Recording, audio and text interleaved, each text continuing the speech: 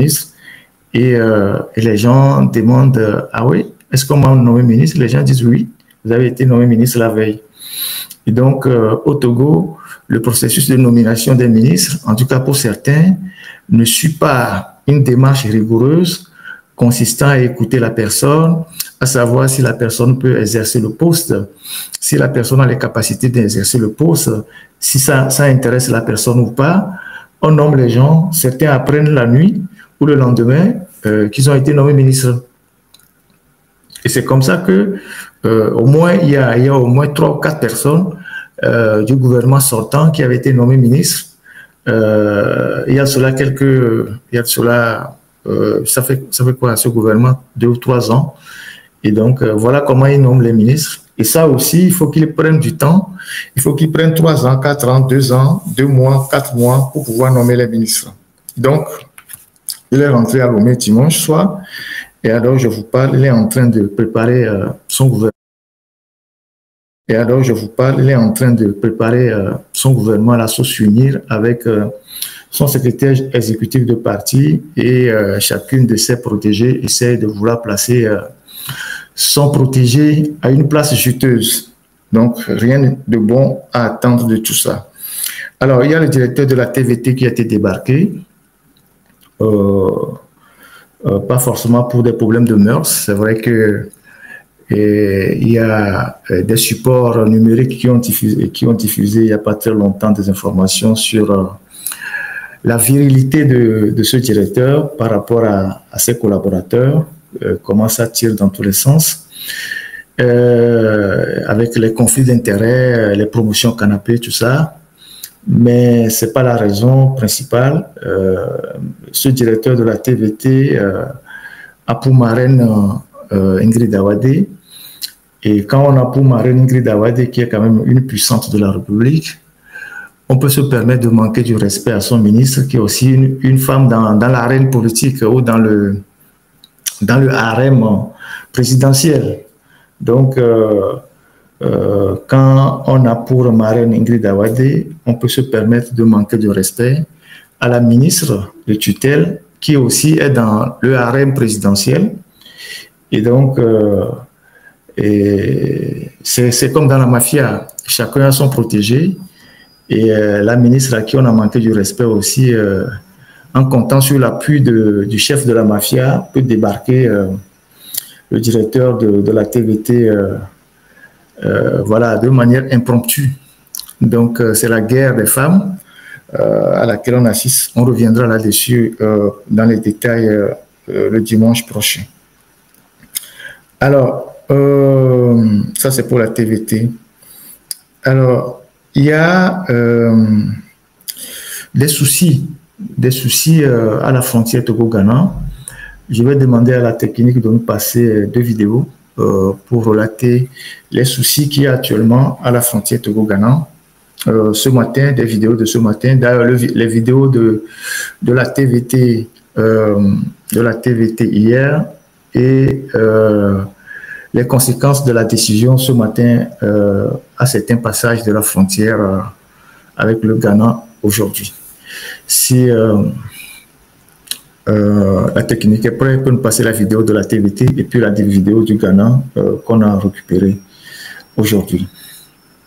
Le ministre de la Sécurité et de la Protection civile porte à la connaissance de la population que suite à une évaluation rigoureuse de la situation sécuritaire dans la ville de Lomé, le gouvernement a engagé un processus de renforcement des dispositifs de contrôle et de surveillance sur la frontière ouest dans le district autonome du Grand Lomé.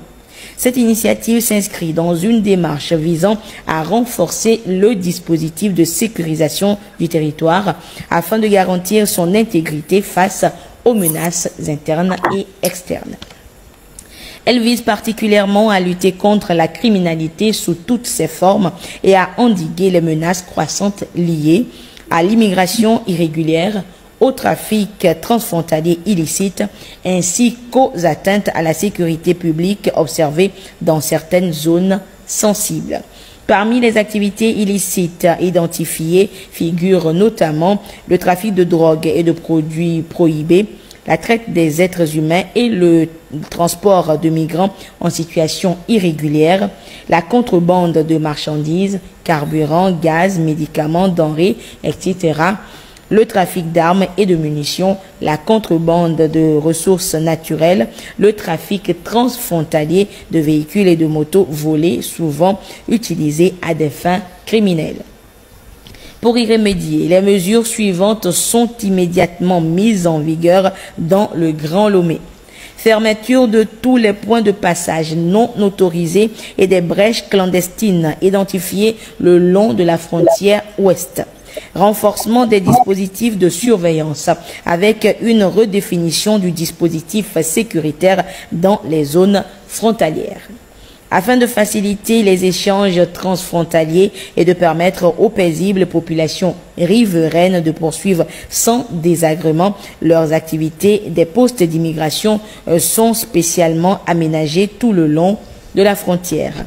Il s'agit de dans le ressort des services d'immigration de Segbe, Akpokple, Yokwe, Kopegan, Lankouvi, Akato, Viepe, dans le ressort des services d'immigration d'Aflao, Kodome, Casablanca, Todman, Adjinomoto. Ces 8 postes d'immigration à franchissement piéton sont désormais les seuls autorisés pour les traverser à pied dans la zone frontalière du district autonome du Grand Lomé.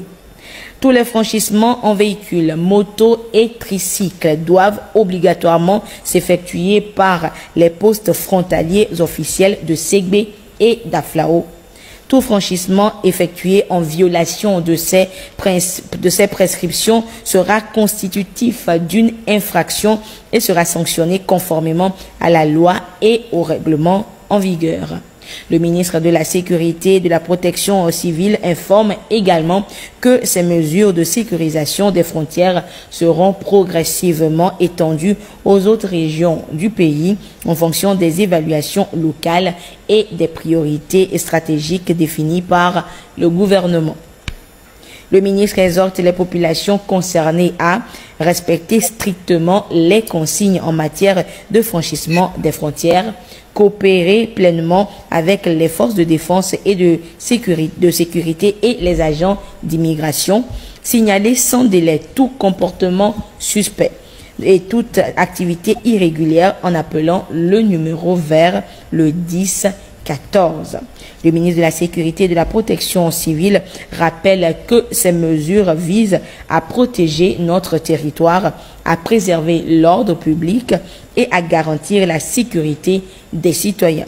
Leur succès repose sur la mobilisation et l'engagement de tous. Fête à Lomé ce 2 septembre 2025, ambassadeur Calix Batossier Madjulba. Alors, ça c'est le communiqué du gouvernement. On va suivre la situation ce matin à des points de passage à Akpokple, la technique.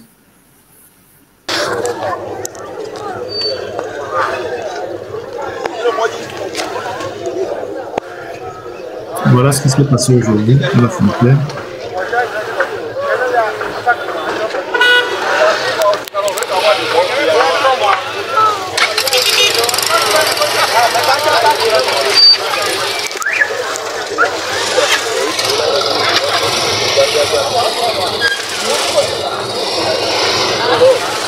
La technique continue pour jouer.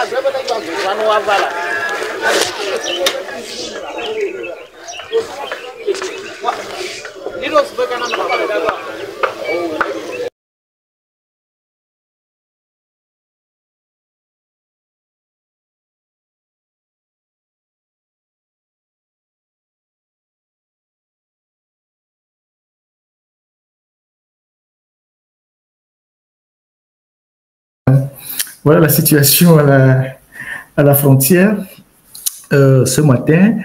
Et donc, vous voyez ce qui se passe, le désordre qui est en train de s'installer. Alors, dans le communiqué du gouvernement, il est dit que c'est pour lutter contre la délinquance financière, la délinquance transfrontalière, la criminalité, le trafic de drogue, en tout cas. Et ils n'ont pas évoqué, ils ont parlé aussi de raisons stratégiques. En fait, ça fait quand même un bout de temps que Fort garde un œil sur la frontière ouest. Vous savez que cette frontière a été toujours problématique. Ça ne date pas d'aujourd'hui, même depuis le temps de Nkrumah.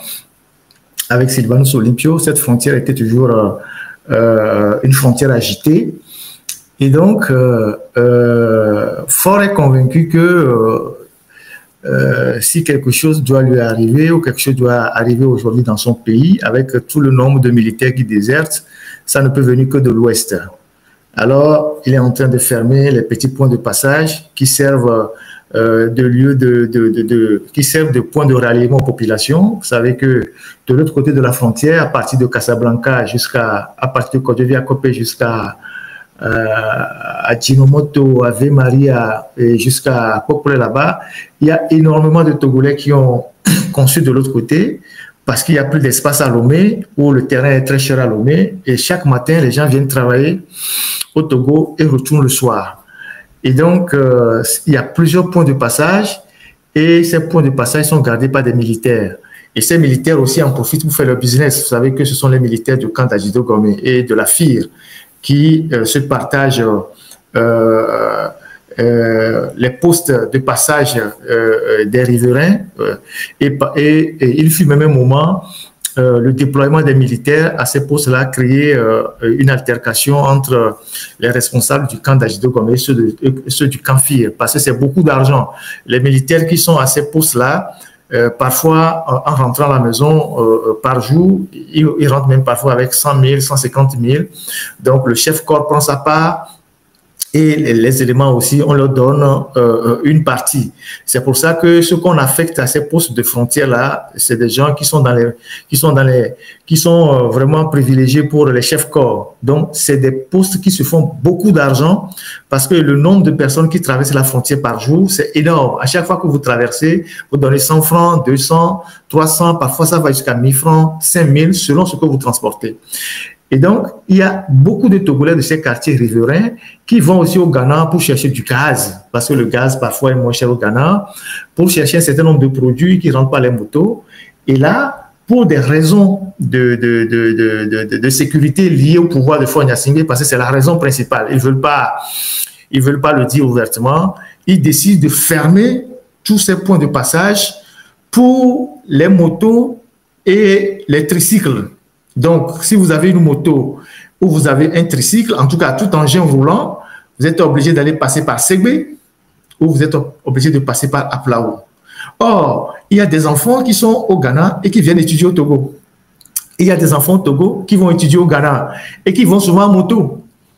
Et donc, on ne peut pas, quelqu'un qui est à Casablanca ou quelqu'un qui est à Tikpa ou quelqu'un qui est à Maria ou quelqu'un qui est à Venou, vous ne pouvez pas l'obliger à aller passer jusqu'à Ségbé pour rentrer au Ghana et aller à l'école. Ou celui qui vit juste derrière Akosombo, celui qui vit juste derrière le poste de station d'Akosombo à Tikou, mais celui qui vit de l'autre côté de la frontière et qui n'y va pas en moto parce qu'il rentre au Ghana, il fait peut-être 1 kilomètre avant d'aller dans sa maison, vous ne pouvez pas l'obliger à aller passer par Ségbé ou à Flaou pour rentrer. Alors, Fort et ses partisans disent qu'il est panafricain. C'est quel panafricain qui érige les barbelés aux frontières? Le panafricanisme, c'est la libre circulation des biens et des personnes. Alors, c'est quel panafricain qui érige des barrières, des barbelés aux frontières et empêche les populations qui sont de part et d'autre des frontières de circuler? Voilà l'autre signe de panique. Parce que Faure Gnassingbé, même s'il a pesé vous savez que le régime togolais a toujours influencé les élections dans la région. Depuis la nuit des temps, depuis le temps des Adéma. Je vais revenir sur cette question tout à l'heure et envoyer un message aux Béninois. Donc, le régime togolais s'est toujours assuré que des 3 pays qui l'entourent, ils aient au moins 2 ou 3 alliés. C'est pour ça que le Togo est toujours impliqué dans la politique intérieure de ces pays-là, que ce soit le Bénin, le Ghana ou le Burkina. C'est de bonne guerre. Ils s'assurent leur arrière. Donc, vous connaissez l'histoire de l'implication du Togo dans les affaires de Sankara. Vous connaissez l'histoire du Togo dans le retour de Mati Kérékou en 96 ou 97. Je vais revenir là-dessus tout à l'heure. Vous connaissez l'implication du régime togolais fondamentalement dans les élections au Ghana. Et donc, lorsque John Mahama est revenu au pouvoir, bon, fort espérer que les choses allaient se passer facilement ou tranquillement parce que John Mahama, bon, il avait aussi de très bonnes relations avec lui. Mais avec Nana Akufo-Addo, ça se passait bien parce que le ministre de l'Intérieur ou de la Sécurité du Ghana à l'époque, Kandapa, était un ami personnel de Faure. Donc, il s'échangeait facilement un certain nombre d'informations, de renseignements avec le pouvoir togolais. Mais là, il y a des soucis avec le pouvoir ghanéen. Vous vous rappelez qu'il n'y a pas longtemps, au Parlement ghanéen, le ministre des Affaires étrangères du Ghana s'est insurgé contre les accusations du Togo qui disaient que le Ghana sert de territoire pour déstabiliser le Togo et tout ça. Le ministre vraiment réagit violemment.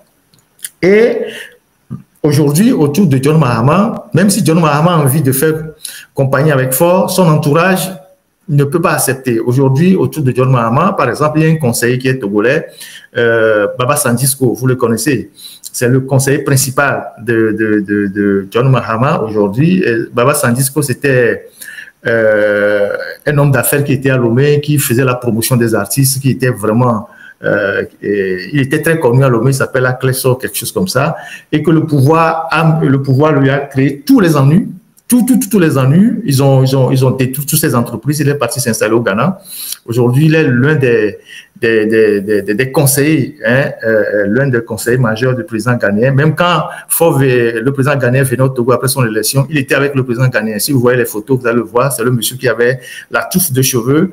Et donc, il s'appelle Sandisco. Et ça, le Togolais n'apprécie pas ça parce qu'ils ont détruit toutes ces affaires ici. Il est parti s'installer au Ghana. Il est devenu aujourd'hui l'un des conseillers de Mahama. Et vous avez plein aussi de Togolais qui ont de très bons rapports avec des gens dans le NDC qui essayent de dire aux Ghanéens, écoutez, vous ne pouvez pas continuer à supporter un régime comme ça. Donc, Faure est de plus en plus convaincu que si quelque chose doit arriver à son pouvoir, peut-être du côté ghanéen, il peut y avoir quelque chose. C'est pour ça qu'il est en train de barricader la frontière. Donc, tout ce qu'on est en train de raconter, que c'est pour lutter contre la délinquance transfrontalière, le trafic de drogue et tout ça, ça fait des années que les gens vont au Ghana et reviennent. Ils savent que les gens faisaient ces trafics-là depuis. Les gens volent les motos tous les jours pour aller vendre au Ghana. Ils n'ont jamais fermé la frontière. Maintenant qu'ils décident de fermer la frontière et qu'ils disent qu'ils veulent l'élargir dans d'autres régions, vous comprenez que au Togo, la sérénité n'est pas vraiment de mise. Donc, voilà les désagréments que cette mesure est en train de créer aux populations riveraines, parce que Lomé et Aplaou aujourd'hui, c'est devenu carrément la même ville. Aplaou aujourd'hui est devenu comme la banlieue de Lomé. Donc, beaucoup de gens vivent au Ghana, ils viennent travailler au Togo chaque matin. Et donc, cette mesure, comme vous la voyez dans la vidéo que nous avons passée tout à l'heure, est devenue un véritable casse-tête pour ces populations-là. Et cela ne va contribuer qu'à exacerber les tensions et à monter la colère des gens contre le régime de Lomé, parce que les militaires, une fois qu'on leur a donné les ordres, eux, ils vont prendre l'argent. Eux, c'est ça. Eux, ils vont vraiment mettre les lunettes noires, pointer les fusils au point de passage et puis prendre systématiquement l'argent chez les gens, et les tensions vont vraiment augmenter. Et comme la rentrée, c'est bientôt, ça va être encore plus problématique parce qu'il y a des élèves qui viennent à moto et ils retournent au Ghana. Ils ne peuvent pas aller faire le tour de Ségbé ou le tour de Aplaou pour rentrer au Ghana, pour aller à l'école, ou dans l'autre sens pour rentrer au Togo. Donc, voilà la situation à la frontière.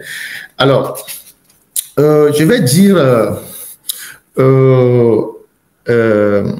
de cette information, je vais faire une analyse. Ceux qui font des captures là, il faut enregistrer ici et envoyer ça aux Béninois. C'est important l'analyse que je veux faire. Et vous allez bien suivre l'analyse que je vais faire. Et je le disais tantôt que le Togo, depuis Yadema, l'origine de Yadema, s'est toujours mêlé des élections des pays voisins et peut-être un peu plus loin. D'abord les voisins, ils ont toujours un regard sur les pays voisins, histoire d'assurer leurs arrières. Le Ghana, le Bénin et le Burkina. Et un peu plus loin, le Mali et le Niger. On a vu aussi l'apport du Togo pour que Ouattara prenne le pouvoir en Côte d'Ivoire, même au Libéria avec George Weah, jusqu'en Afrique du Sud, ils se sont toujours impliqués dans certaines élections en donnant des moyens à certaines personnes pour avoir plus tard leur soutien ou voilà, leur bienveillance.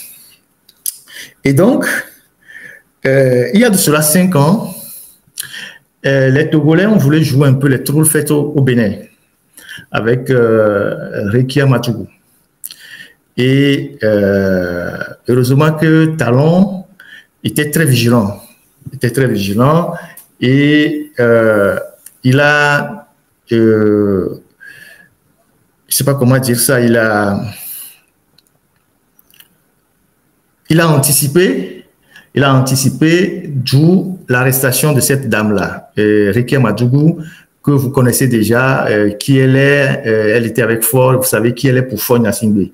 Et donc, Réki Amadougou qui est en prison jusqu'à ce jour, et le professeur Joël Aïvo, qui était aussi le conseiller juridique de Foy Gnassingbé, le professeur Joël Aïvo. Parce que pour lui, on n'en parle pas souvent, c'est les 2 personnes qui ont été arrêtées au Bénin.